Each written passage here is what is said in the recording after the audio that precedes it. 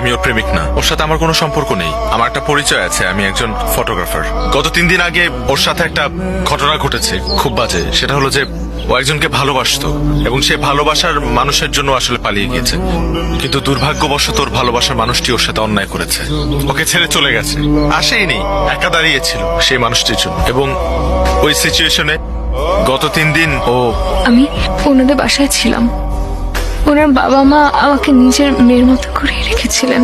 আমারও সময়টার মধ্যে ফুল সাপোর্ট দিয়েছিলেন ওনারা। শুধু একটা রিকোয়েস্ট আপনাদের 4 জনের কাছে, ওকে না ওই আগের কথাটা মনে করিয়ে দিবেন না, ওকে কিছু বলবেন না, কারণ ও আবার আপসেট হয়ে যাবে। থ্যাঙ্কস ব্রাদার, তুমি আমার ফ্যামিলির জন্য যে কাজটা করেছো সেটার জন্য আমার ফ্যামিলি সারা জীবন তোমার কাছে কৃতজ্ঞ থাকবে।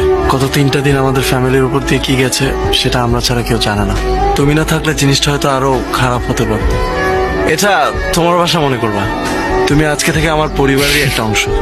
যখন মন চাইবে চলে আসবা।